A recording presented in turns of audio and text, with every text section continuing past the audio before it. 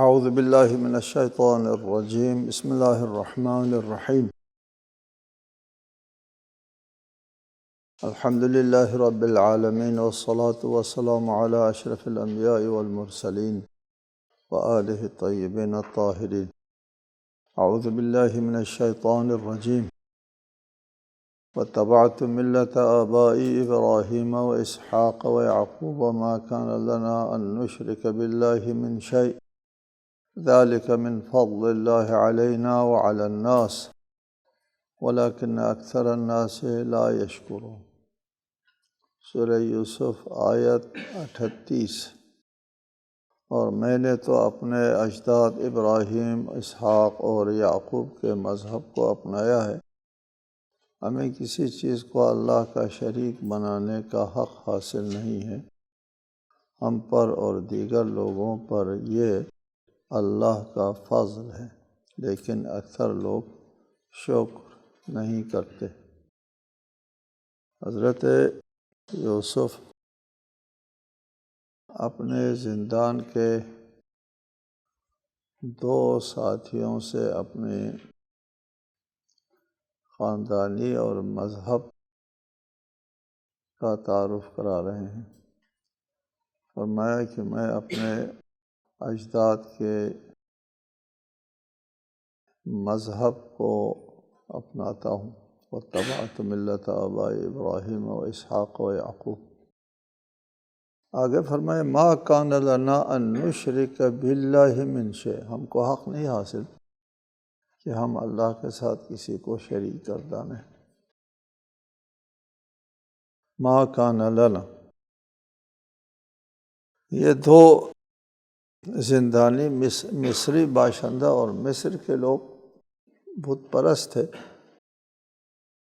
اس وقت ان بت پرستوں کے سامنے حضرت یوسف اپنا مذہب بیان فرما رہے ہیں، اور اس میں یہ نہیں فرمایا کہ ہم اللہ کے ساتھ شرک کا ارتکاب نہیں کرتے، بلکہ یہ فرمایا اس کا حق نہیں پہنچتا ہم کو کہ ہم اللہ کے ساتھ کسی کو شریک گردانیں، اس لیے کہ یہ حق ہم کو نہ ہماری فطرت نے، نہ ہمارے مذہب نے، نہ ہمارے ضمیر نے، نہ کسی مذہب اور ملت نے یہ حق نہیں دیا۔ کسی نے یہ حق نہیں دیا اللہ تعالیٰ کے ساتھ کسی کو شریک گرداننے کا۔ تمام شواہد، تمام دلائل اور تمام تعلیمات جو انبیاء کے اوپر نازل ہوئے، سب واحد خدا کی پرستش کے حکم کے پر مشتمل ہے۔ اللہ تعالیٰ کے ساتھ کسی کو شریک گردانے کا حق نہ آسمانی کتابوں نے دیا، نہ انبیاء کی تعلیمات نے دی، نہ انسانی فطرت نے۔ کسی اعتبار سے یہ حق انسان کو حاصل نہیں ہے۔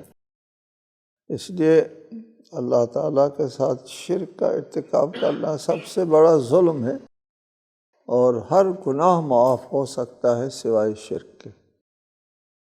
شرک، انسان اگر مشرک مرتا ہے، قرآن کا صریح حکم ہے نا، ان اللہ لا یغفر ان یشرک بہ ویغفر ما دون ذلک، یعنی ایک شخص مشرک مرتا ہے اور دوسرے لوگ شرک کا ارتکاب کیے بغیر باقی گناہوں کے ساتھ مرتا ہے۔ یہ یغفروں کا تعلق جو ہے وہ مرنے کے بعد سے ہے۔ دنیا میں تو شرک بھی معاف ہو سکتا ہے، اگر وہ توبہ کر لے، مسلمان ہو جائے، موحد بن جائے، زندگی بھر وہ شرک کرتا رہے، آخر عمر میں اگر وہ مومن اور موحد بنتا ہے تو معاف ہو جاتا ہے۔ یہ ما بعد از موت کی بات ہے، کوئی شخص شرک کے اوپر مرتا ہے اور دوسرے لوگ شرک کے علاوہ گناہوں پر مرتا ہے، تو باقی گناہوں کے لیے اللہ تعالیٰ کے ہاں عفو کی گنجائش موجود ہے، مغفرت کی گنجائش موجود ہے۔ خود اللہ تعالیٰ معاف فرمائے گا، شفاعت کے ذریعے معاف ہو جائے گا، سارے گناہ معاف ہو سکتے ہیں۔ وَيَغْفِرُ مَا دُونَ ذَلِكَ، لیکن نہ ہر ایک کے لیے، لمن یشاء، اللہ کی مشیت میں، جو مشیت میں کب آتے کوئی وہ کرے شفاعت کرے یا کوئی اس میں ہو، اس قابل ہو، معافی کے وہ قابل ہو، تو شرک سے کم تر گناہ معاف ہو سکتا ہے، سوائے شرک کے کہ ایک شخص اگر مشرک مرتا ہے وہ قابل عفو درگزر نہیں، اس لیے کہ سب سے بڑا جرم ہے، اس سے بڑا جرم ہو نہیں سکتا۔ ذالک من فضل اللہ علینا، یہ احساس، یہ عقیدہ، یہ مذہب جو ہے یہ اللہ تعالیٰ کا ایک خاص فضل ہے جو ہم پر ہے، وعلی الناس، لوگوں کے لیے بھی اللہ تعالیٰ نے اس توحید کے ہدایت کا راستہ کھولا ہے، وعلی الناس، لوگوں کے اوپر بھی یہ فضل اور یہ عنایت اللہ تعالیٰ کی رہی ہے، ولیکن اکثر الناس لا یشکرون، لیکن لوگ اس فضل کا شکر ادا نہیں کرتے جو اللہ تعالیٰ نے ان کے ساتھ فضل و کرم فرمایا، توحید کا راستہ دکھایا، توحید کی ہدایت دی لوگوں کو۔ اس کا شکر کرنا کیا تھا؟ اس کا شکر یہ تھا کہ وہ اس توحید کی تعلیم کو قبول کرے، اس کے اوپر ایمان لے آئے، مان لے، لیکن نہیں مانا لوگوں نے۔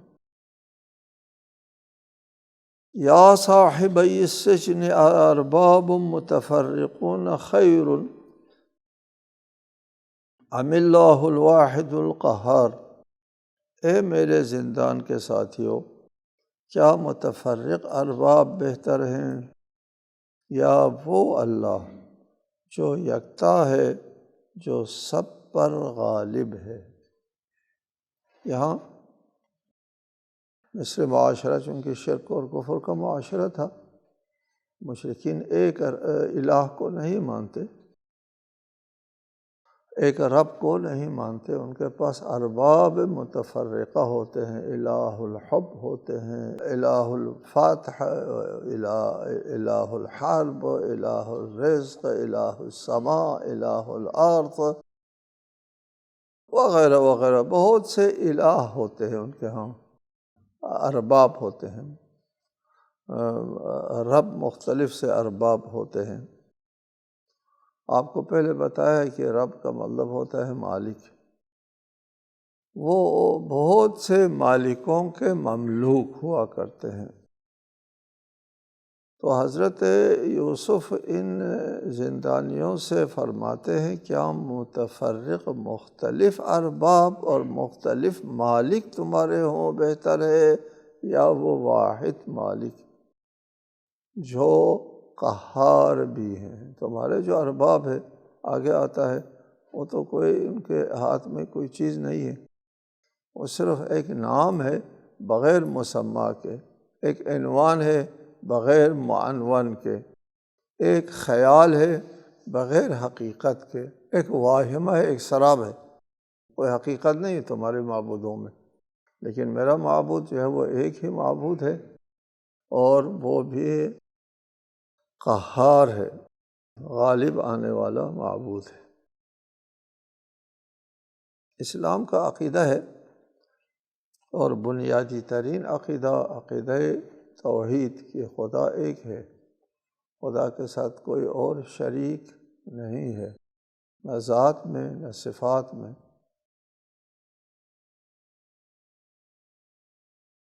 بالمناسبہ چونکہ یہاں پہ حضرت یوسف فرماتے ہیں ام اللہ الواحد القہار، کہ ارباب متفرقہ بہتر ہے یا واحد قہار، رب بہتر ہے، اللہ بہتر ہے۔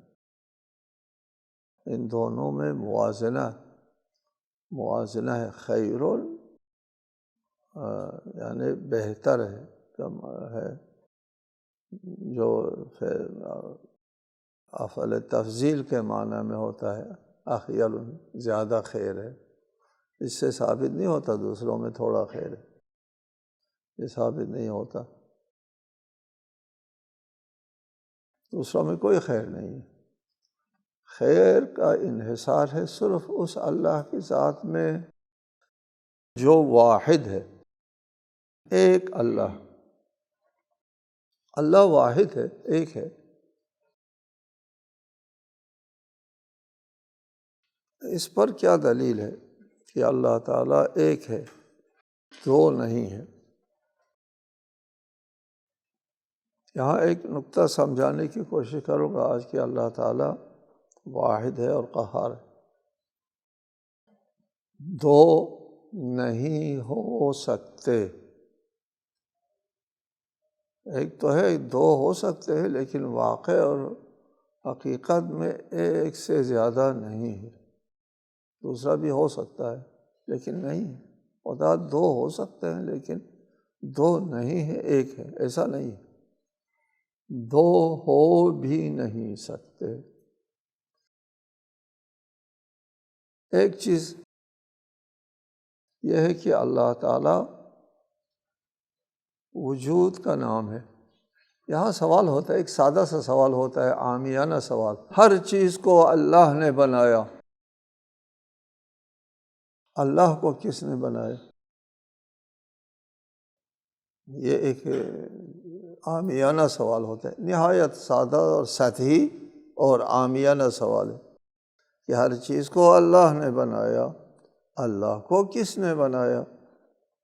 اس کا مطلب یہ ہوا کہ اللہ تعالیٰ بھی پہلے نہیں تھا اور اب وجود میں آیا ہے، تو سوال پیدا ہوتا ہے کہ اللہ بھی تو نہیں تھا، یہ کائنات، یہ ہم تمام موجودات پہلے نہیں تھے اور اب وجود میں آیا، تو سوال پیدا ہوتا ہے کہ ان کو کس نے بنایا؟ لیکن اللہ تعالیٰ بھی تو بعد میں وجود میں آیا ہے، اللہ کو کس نے بنایا؟ یہ سوال آتا ہے۔ لیکن اللہ تعالیٰ بعد میں وجود میں نہیں آیا، پھر کیا ہے اللہ؟ کب سے ہے؟ اللہ تعالیٰ وجود کا نام ہے، وجود کے بارے میں سوال نہیں پیدا ہوتا کہ اس کو کس نے وجود دیا۔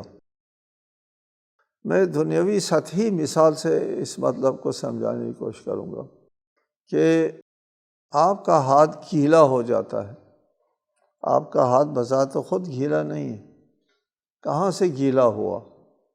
کہاں؟ آپ کہتے ہیں جی کپڑے پہ لگ گیا تھا، ہاتھ کپڑے پہ لگ گیا تھا، وہاں سے گیلا ہو گیا۔ کپڑا بھی تو بذات خود گیلا نہیں ہے، یہ کپڑا کہاں سے گیلا ہو گیا؟ کپڑا فرش پہ گر گیا تھا، وہاں سے وہ گیلا ہو گیا۔ فرش بھی بذات خود گیلی نہیں ہے، وہ کہاں سے گیلی ہو گئی؟ تو آپ کہیں گے وہاں پانی گرا تھا۔ اچھا، یہاں سوال کا سلسلہ منقطع ہوتا ہے۔ کیوں منقطع ہوتا ہے؟ اس لیے کہ رطوبت باقی تمام چیزوں کے ذاتی نہیں ہے، پانی کی رطوبت ذاتی، پانی کہتے ہیں اس کو ہے جو بذات خود مرطوب ہو، اس کے بارے میں سوال نہیں پیدا ہوتا پانی کو کس نے رطوبت دی، اس کا ذاتی۔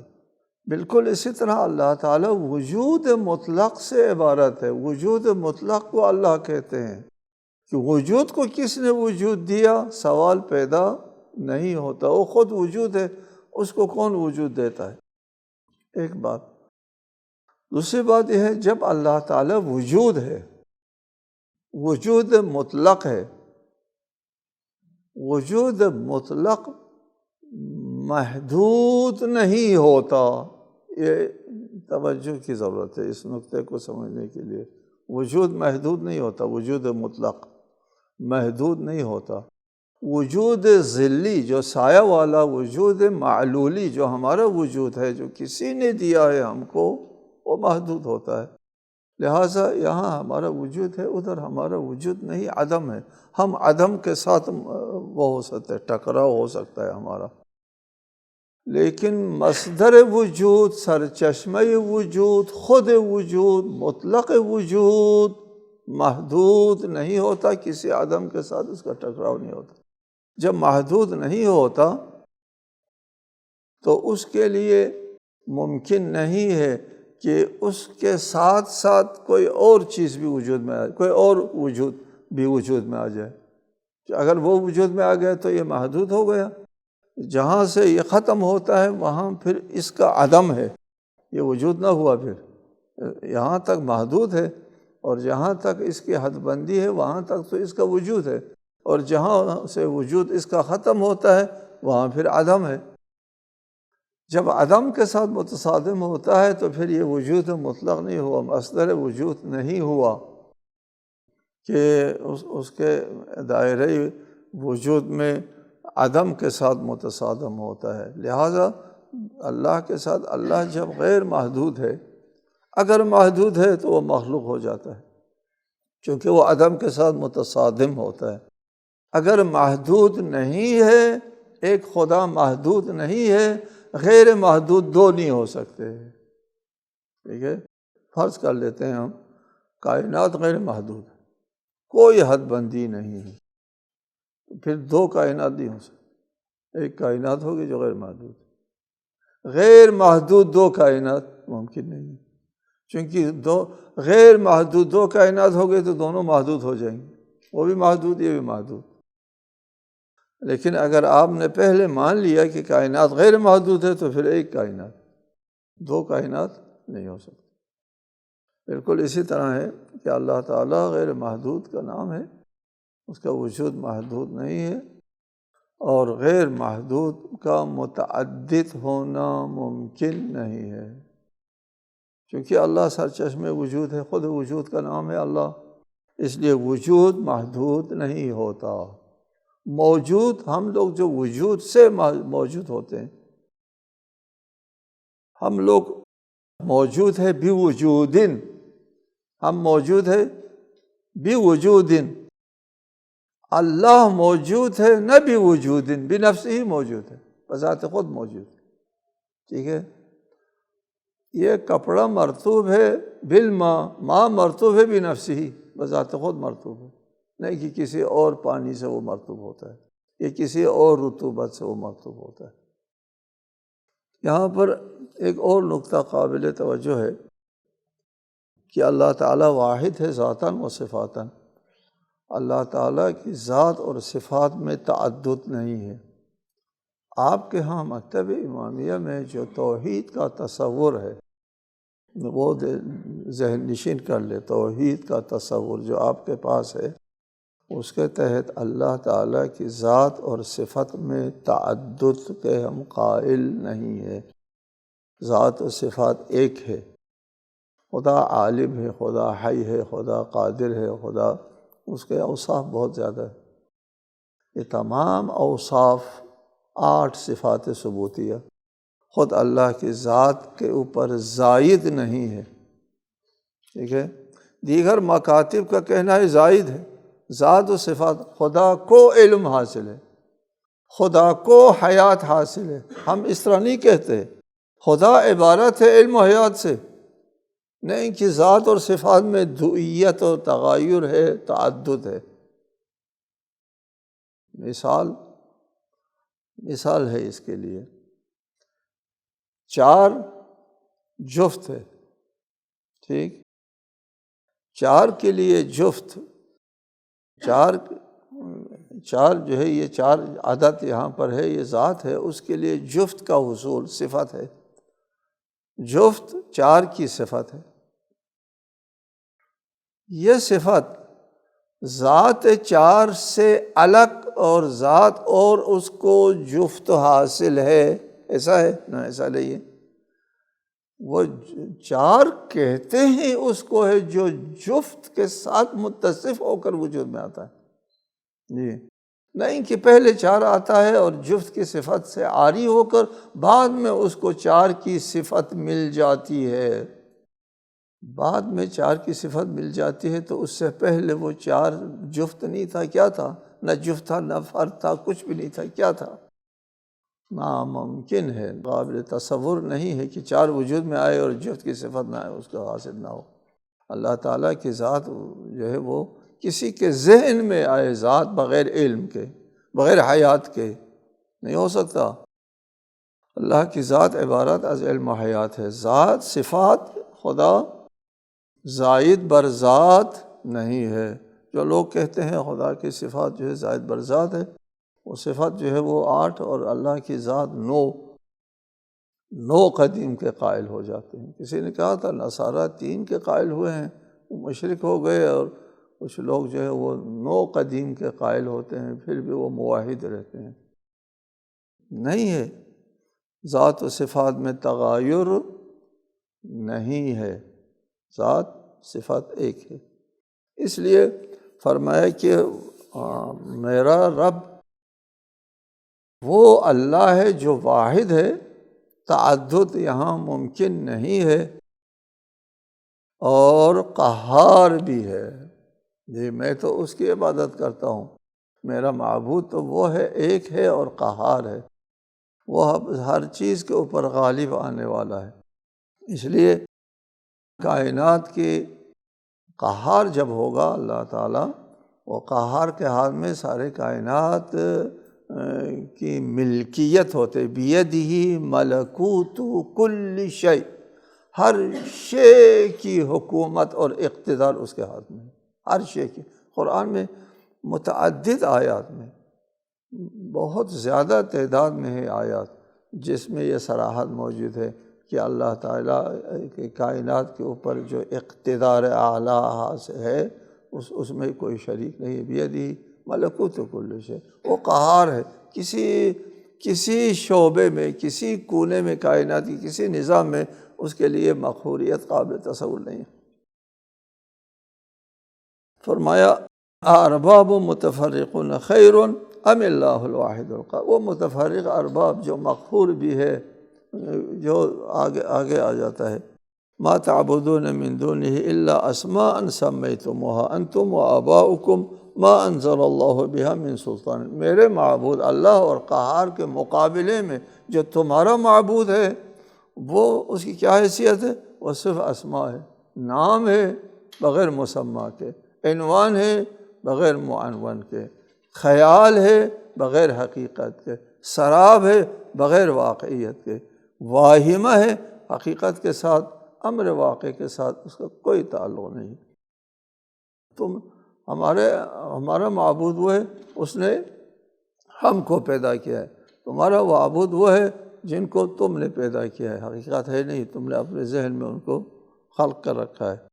سمیتموہا، تم نے نام بنا کر دیا ہے ان کو، وآباؤکم، تمہارے آباء و اجداد نے، ما انزل اللہ بہا من سلطان، ان اسماء کے اوپر بہا، اس اسماء کے اوپر اللہ تعالیٰ نے کوئی دلیل قائم نہیں کی۔ سلطان کہتے ہیں بالادستی کو، اور جس کے پاس دلیل ہوتی ہے وہ بالادست ہوتا ہے، اس لیے دلیل کو سلطان کہتے ہیں۔ ما انزل اللہ بہا من سلطان، خدا نے کوئی دلیل اس قسم کی کسی کے ہاتھ میں نہیں دی کہ اللہ کے مقابلے میں کوئی اور معبود ہے، نہ کسی نبی کو، نہ کسی آسمانی کتاب میں۔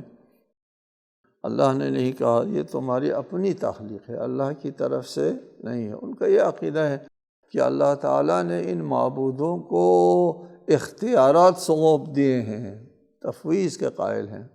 اللہ خالق، وہ بھی اللہ کو ہی خالق مانتے ہیں، مشرکین خالق نہیں مانتے اپنے ارباب کو، اپنے معبودوں کو خالق تسلیم نہیں کرتے، وہ خالق اللہ ہی کو تسلیم کرتے ہیں۔ پھر عقیدہ یہ ہے کہ اللہ تعالیٰ نے یہ نظام جو ہے اس رب کے حوالے کیا، ان فرشتے کے اس فرشتے کے حوالے کیا، اچھے کاموں کو فرشتوں کے حوالے کیا ہے، برے کاموں کو جنات کے حوالے کیا ہے۔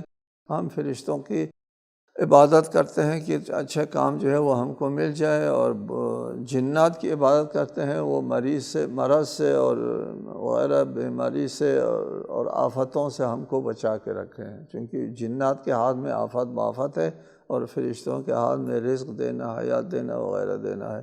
اس لیے ہم ان دونوں کی پرستش کرتے ہیں تاکہ یہ ہم کو خیرات دیں اور یہ ہم کو شر سے بچائیں۔ اس قسم کی کوئی تقسیم اللہ تعالیٰ نے نہیں کی کہ ان کے ہاتھ میں، جنات کے ہاتھ میں، فرشتوں کے ہاتھ میں، یا مقدس ہستیوں کے حضرت عیسیٰ کے ہاتھ میں اس کو بیٹا بنایا ہو اللہ تعالیٰ نے، یا کوئی اختیار سونپ دیا ہے کائنات کے چلانے کا حضرت عیسیٰ اور عیسیٰ کی والدہ کو ہم نے دیا ہو، نہیں، یہ تمہارے اپنی خود ساختہ چیزیں ہیں۔